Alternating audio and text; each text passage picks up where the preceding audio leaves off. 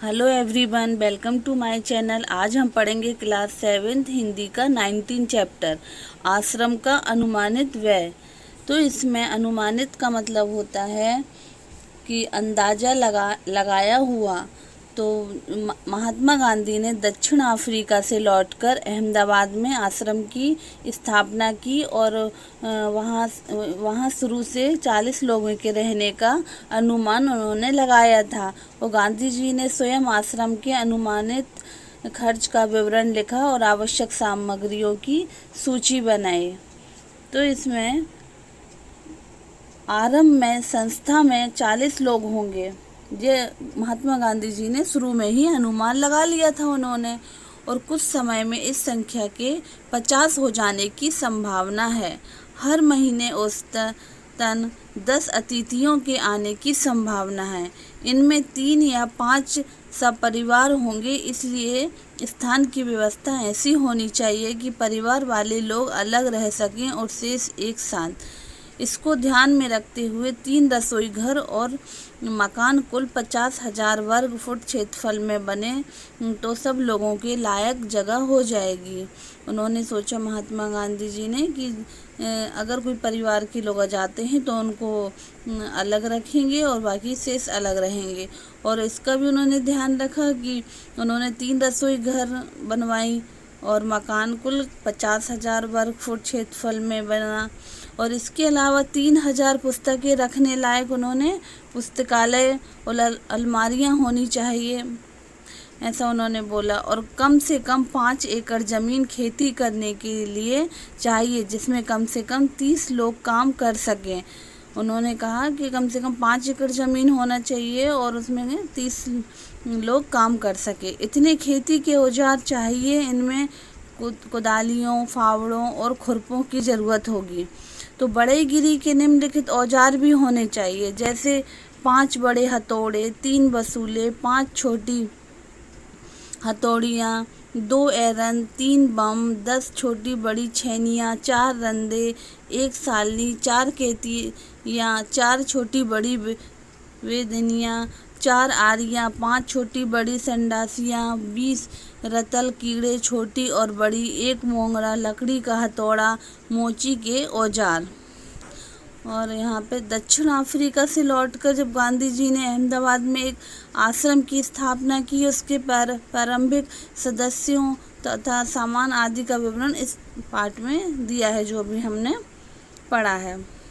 और मेरे अनुमान से इन सब पर कुल 5 रुपया खर्च आएगा। उन्होंने कहा कि जब हम पहले इतना सारा सामान लेंगे, सब हथौड़ी वगैरह आरियाँ, तो इसका कुल खर्च 5 रुपये आएगा। अब पहले के ज़माने में तो 5 रुपये भी बहुत होते थे। अब रसोई के लिए आवश्यक सामान पर 150 रुपये खर्च आएगा। 150 रुपये खर्च आएगा। स्टेशन दूर होगा तो सामान को या मेहमानों को लाने के लिए एक बैलगाड़ी चाहिए। मतलब पहले के ज़माने में बैलगाड़ियाँ ही ज़्यादा चलती थी। मैं खाने का खर्च 10 रुपये मासिक प्रति व्यक्ति लगाता हूँ। मैं नहीं समझता कि हम यह खर्च पहले वर्ष में निकाल सकेंगे। वर्ष में औसतन 50 लोगों का खर्च 6,000 रुपये आएगा। मुझे मालूम हुआ कि प्रमुख लोगों की इच्छा यह है कि अहमदाबाद में यह प्रयोग 1 वर्ष तक किया जाए। यदि ऐसा हो तो अहमदाबाद को ऊपर बताया गया सब खर्च उठाना चाहिए। तो मेरी मांग तो यह भी है कि अहमदाबाद मुझे पूरी ज़मीन और मकान सभी दे दे, तो बाकी खर्च मैं कहीं और से या दूसरी तरह जुटा लूँगा। अब चूँकि विचार बदल गया, इसलिए ऐसा लगता है कि 1 वर्ष का या इससे कुछ कम दिनों का खर्च अहमदाबाद को उठाना चाहिए। यदि अहमदाबाद 1 वर्ष के खर्च का बोझ उठाने के लिए तैयार ना हो तो ऊपर बताए गए खाने के खर्च का इंतजाम मैं कर सकता हूँ। उन्होंने कहा कि अगर अहमदाबाद 1 वर्ष के खर्च का बोझ उठाने के लिए तैयार नहीं है तो मैंने जैसा बताया है उसके हिसाब से मैं खर्च उठाने के लिए इंतज़ाम मैं कर सकता हूँ। चूँकि मैंने खर्च का यह अनुमान जल्दी में किया है, इसलिए यह संभव हो कि कुछ मदें मुझसे छूट गई हों। इसके अतिरिक्त खाने के खर्च के सिवा मुझे स्थानीय स्थितियों की जानकारी नहीं है, इसलिए मेरे अनुमान में भूलें भी हो सकती हैं। तो गांधी जी ने कहा कि मैंने तो सिर्फ अनुमान लगाया है, तो कुछ थोड़ा बहुत कम ज़्यादा हो सकता है और कुछ स्थानीय स्थितियों की जानकारी नहीं है मुझे, तो इसलिए मेरे अनुमान में कुछ भूलें भी हो सकती हैं। तो अहमदाबाद में स्थापित आश्रम का संविधान स्वयं गांधी जी ने उन्हीं ने किया था। संविधान स्वयं गांधी जी ने तैयार किया था। इस संविधान के मसवदे से पता चलता है कि वह भारतीय जीवन का निर्माण किस प्रकार करना चाहते हैं। तो यदि अहमदाबाद सब खर्च उठाए तो विभिन्न मदों में खर्च इस तरह होगा: किराया, बंगला और खेत की ज़मीन, किताबों की अलमारियों का खर्च, बढ़ई के औजार और मोची के औजार। उन्होंने कहा कि यदि अहमदाबाद खर्च उठाते हैं तो विभिन्न मदों में खर्च इस तरह होगा, जैसे किराया, बंगला और खेत की ज़मीन, किताबों की अलमारियों का खर्च और बढ़ई के औजार का खर्च और मोची के औजार का खर्च।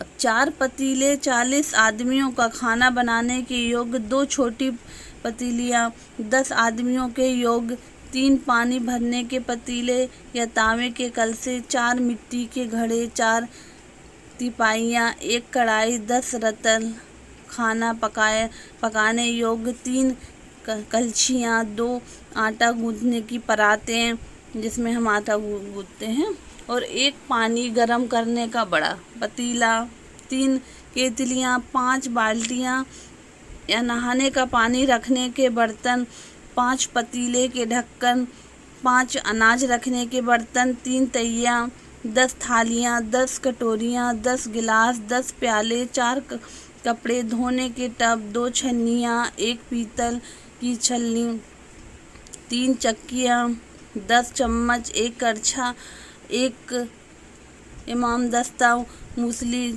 3 झाड़ू, 6 कुर्सियाँ, 3 मेज़ें, 6 किताबें रखने की अलमारियाँ, 3 दवादें, 6 काले तख्ते, 6 रैक, 3 भारत के नक्शे, 3 दुनिया के नक्शे, 2 बम्बई अहाते के नक्शे, 1 गुजरात का नक्शा, 5 हाथ करके बढ़ई के औजार, मोची के औजार, खेती के औजार, 4 चारपाइयाँ, 1 गाड़ी, 5 लालटेन, 3 कमोड, 10 गद्दे, 3 चैम्बर पार्ट, 4 सड़क की बत्तियाँ।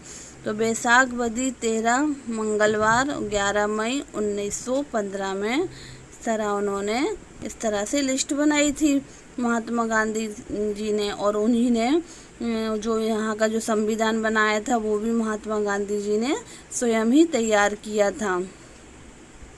तो इन्होंने जो पूरी लिस्ट घरेलू सामान की बनाई हुई है, जिसमें सब कुछ लिखा है कि कितने गद्दे चाहिए, कितने बर्तन चाहिए, और चौके का सामान, 1 बैलगाड़ी या घोड़ा गाड़ी, 1 वर्ष के लिए खाने का खर्च 6000 रुपये आया।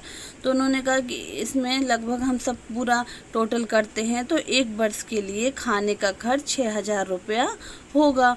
और मेरा ख्याल है कि हमें लोहार और राजमिस्त्री के औजारों की भी ज़रूरत होगी, दूसरे बहुत से औजार भी चाहिए, किंतु इस हिसाब से मैंने उनका खर्च और शिक्षण संबंधी सामान का खर्च शामिल नहीं किया है। शिक्षण के सामान में 5-6 देसी हथकरघों की आवश्यकता होगी। तो ये मोहन जो ये लिखा है, पूरा लिस्ट बनाई है, सब महात्मा गांधी द्वारा जी लिखी गई थी, और इन्होंने, और इसके जो लेखक है मोहनदास करमचंद गांधी।